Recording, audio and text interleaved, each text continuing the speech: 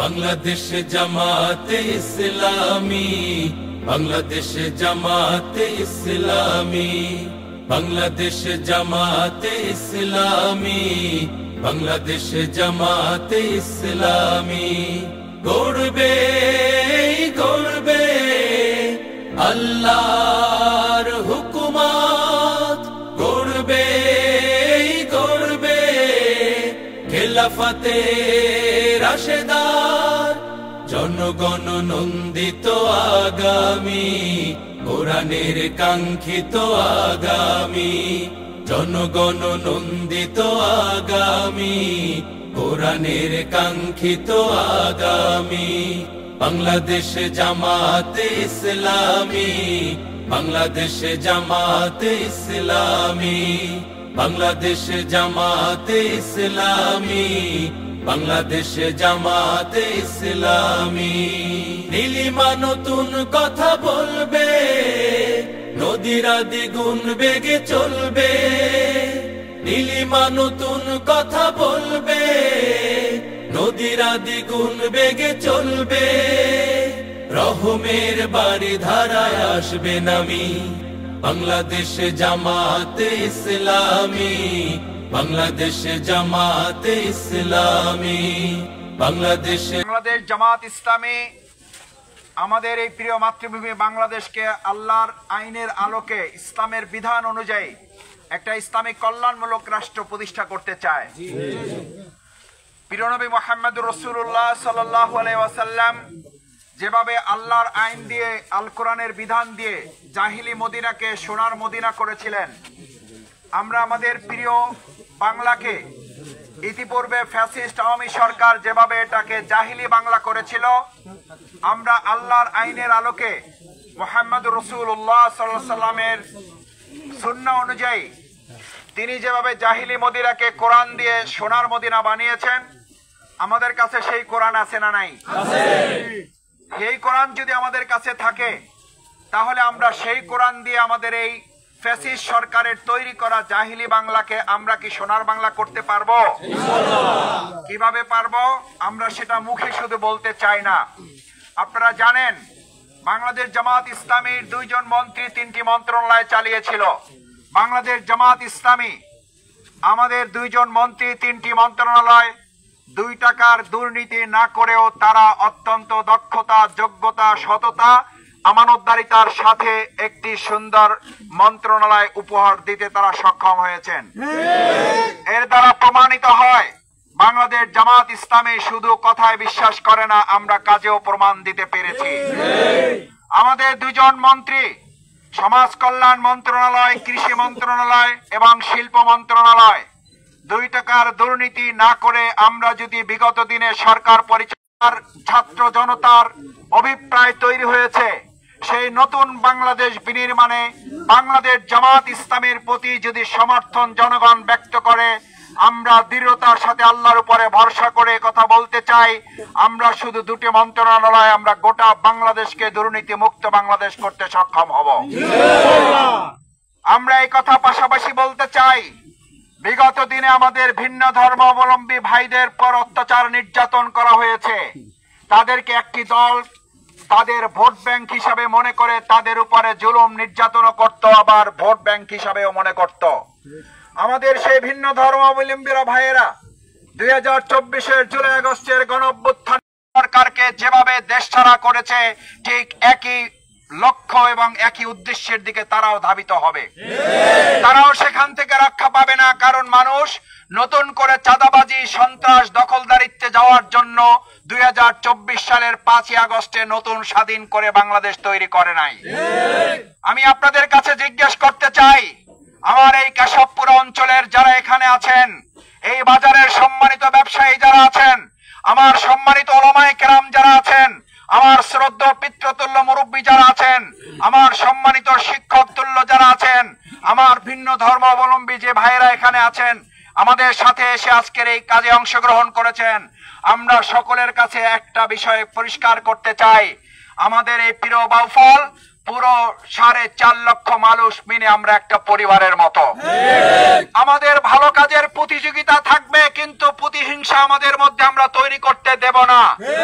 আমাদের একটা পরিবারে 5 ভাই বোনদের মধ্যে ভিন্ন মত থাকলেও যেন পরিবারটা ভেঙে না যায়।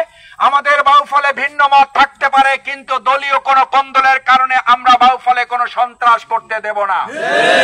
কেউ সন্ত্রাস করলে আমরা ধরে নেব তারা রাজনৈতিক দল না, তারা বিগত দিনে ফ্যাসিস্ট আওয়ামী সরকারেরই দোসরের ভূমিকা পালন করছে। কারণ বিগত ফ্যাসিস্ট দোসরদের সেই সরকার এবং সেই দলই কেবলমাত্র তারা ছাড়া আর কাউকে সহ্য করতে পারতেন না। আমার প্রিয় কেশবপুরবাসী, আজকেও যদি আমাদের সামনে কেউ এটা বলে, সেটা যদি আমি শফিকুল ইসলাম মাসুদও বলে জামাত ছাড়া কেশবপুরে আর কিছু থাকবে না, এটা কি আপনারা মেনে নেবেন?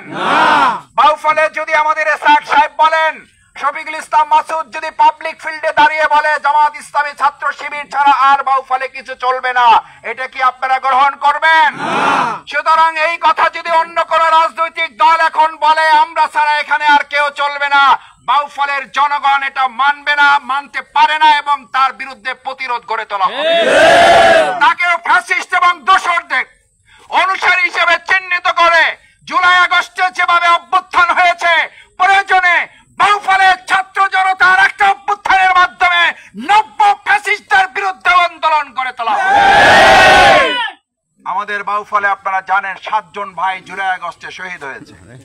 7 জন শহীদের রক্তাক্ত এই বাউফল, 2 শতাধিক আহত বঙ্গত্ব চোখ হারানো ভাইদের এই বাউফলে আমি আপনাদের মত জানতে চাই, আর কোন নব্য ফ্যাসিস্ট চাঁদাবাজ দখলদারিত্ব এবং সন্ত্রাসীকে আমরা কি আর দেখতে চাই?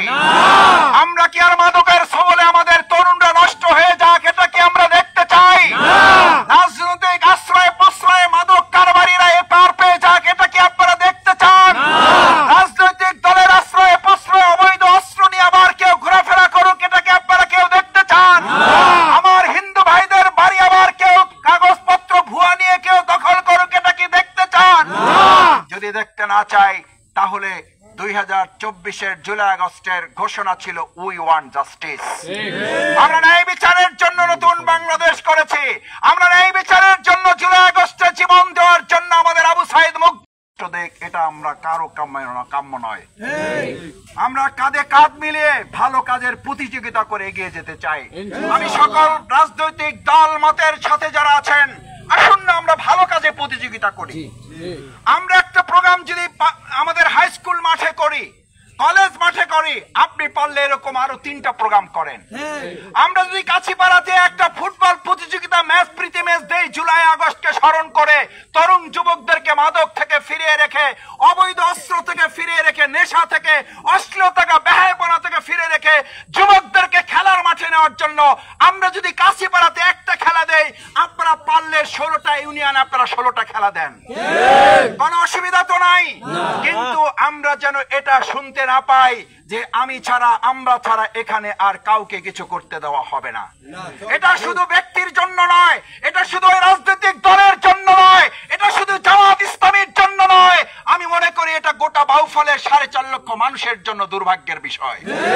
আমরা এরকম আর দুর্ভাগ্যজনক কোনো কথা, অপ্রত্যাশিত কোন আচরণ, অসহনশীল কোন আচরণ, আমরা পরস্পরের প্রতি আমরা এরকম প্রতিহিংসার কোন আচরণ বাউফলে আর দেখতে চাই না। আসুন, আমাদের আগামী দিনের প্রতীক হচ্ছে দাঁড়িপাল্লা, জনগণের আশা-আশার প্রতীক হচ্ছে দাঁড়িপাল্লা, ন্যায়ের প্রতীক হচ্ছে দাঁড়িপাল্লা, আল্লাহর বিধান কায়েমের প্রতীক হচ্ছে দাঁড়িপাল্লা, জনগণের অধিকার প্রতিষ্ঠার নাম হচ্ছে দাঁড়িপাল্লা, সততা আমানতদারিতার প্রতিষ্ঠার ন্যায়ের প্রতীকের নাম হচ্ছে দাঁড়িপাল্লা। দাঁড়িপাল্লার পক্ষে আমরা কি সবাই আছি ইনশাআল্লাহ? সবাই আছি ইনশাআল্লাহ? সবাই আছি ইনশাআল্লাহ? আমার মার্কা কি? দাঁড়িপাল্লা। আমার মার্কা দাঁড়িপাল্লা।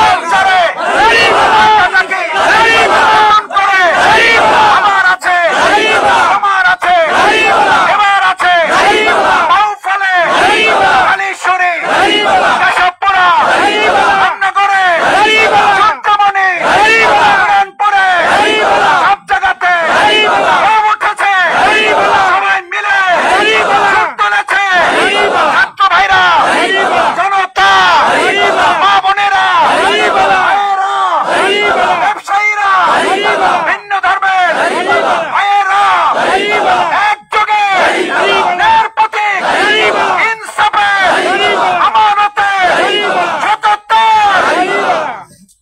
আমাদের বিজয়ের জন্য কবুল করুন। বহুফলকে আল্লাহ ইসলামের জন্য কবুল করুন। আসসালামু আলাইকুম ওয়া রাহমাতুল্লাহি ওয়া বারাকাতুহু।